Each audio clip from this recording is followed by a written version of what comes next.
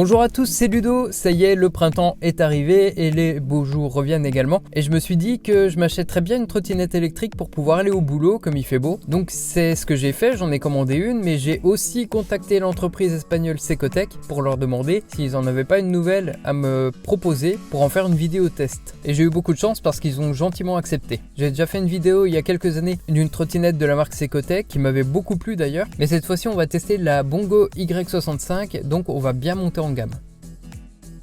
La trottinette est super bien emballée dans son carton, il n'y a rien qui bouge à l'intérieur. Par contre, elle fait son poids. En même temps, c'est normal, elle fait 25 kg, dû principalement à sa grosse batterie de 12 500 mAh. Et donc, heureusement que c'est pas une hyper trotte parce que j'aurais eu beaucoup plus de mal à la sortir du carton. Pour ce qui est de l'assemblage, c'est plutôt simple. Il y a juste à installer le guidon et visser les 6 vis qu'il y a autour, avec évidemment les outils qui sont inclus dans le carton.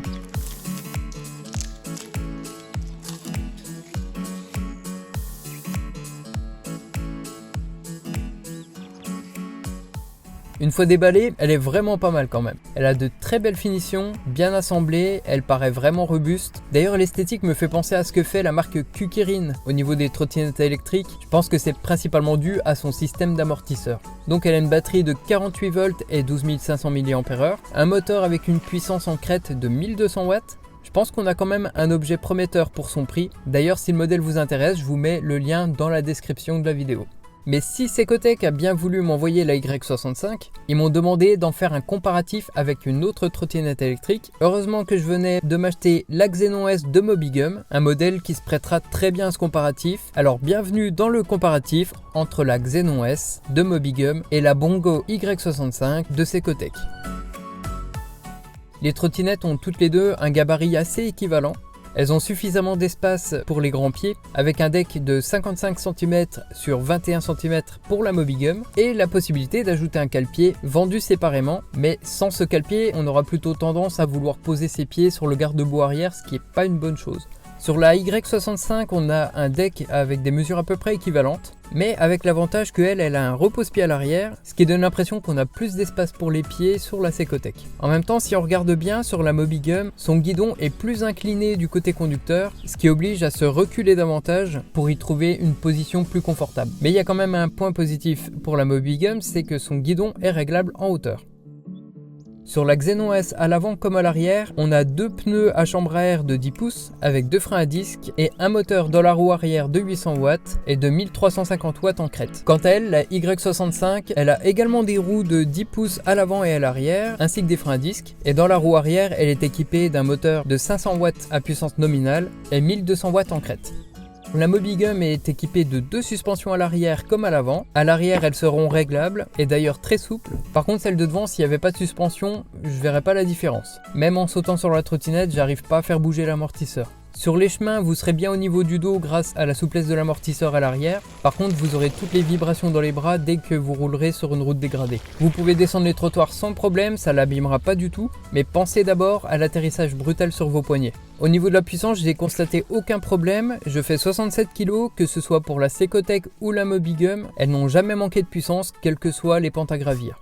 La Y65 dispose d'une seule suspension à l'arrière centrée et aussi réglable, et une autre suspension à l'avant centrée également. Donc sur celle-ci, on n'a que deux suspensions, mais là on passe sur un tout autre niveau de confort. Que ce soit à l'avant comme à l'arrière, l'amorti est tout simplement parfait. Avec la Secotec, on peut rouler sur n'importe quel terrain, on a l'impression de flotter sur la route comme sur un nuage. Pas de problème pour descendre les trottoirs avec, elle ne m'a jamais déstabilisé ni secoué dans les bras, on gagne quand même beaucoup en fluidité de mouvement grâce à la souplesse de ses suspensions.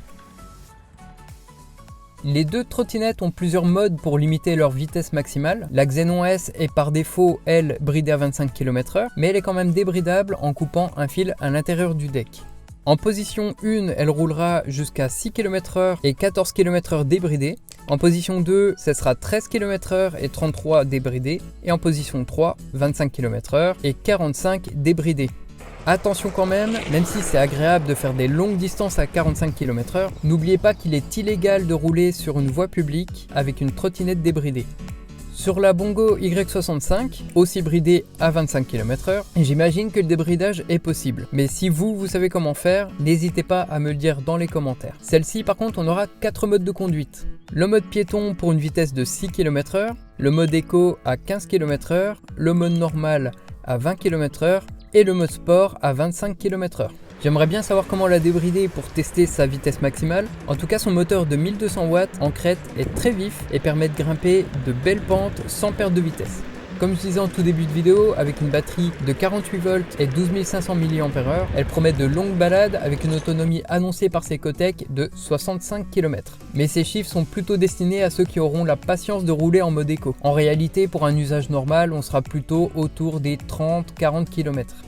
Au niveau de la visibilité nocturne, la XenOS c'est celle qui proposera l'éclairage le plus fort. Et à l'arrière, même s'il est suffisant de nuit, il sera beaucoup moins visible, principalement lors du freinage. Elle est aussi équipée de clignotants visibles principalement de nuit, mais l'emplacement sur le côté en fait plus un gadget que quelque chose d'utile, dû au fait que ce soit moins visible sur les côtés qu'à l'arrière. Sur la Secotech, le projecteur lui est situé juste en dessous du guidon. L'éclairage est moins large mais amplement suffisant pour avoir une bonne visibilité de nuit, et le feu arrière lui avec une accentuation de lumière lors du freinage.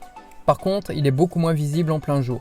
À l'avant, elle est équipée d'une bande LED diurne qu'on pourra aussi allumer ou éteindre indépendamment du projecteur. Mais dans les deux cas, les deux trottinettes sont équipées de feux suffisamment puissants pour bien voir de nuit et surtout bien être vues. Et concernant l'étanchéité, les deux trottinettes sont certifiées IPX4, donc vous pourrez rouler sur le sol mouillé sans risquer d'endommager le matériel.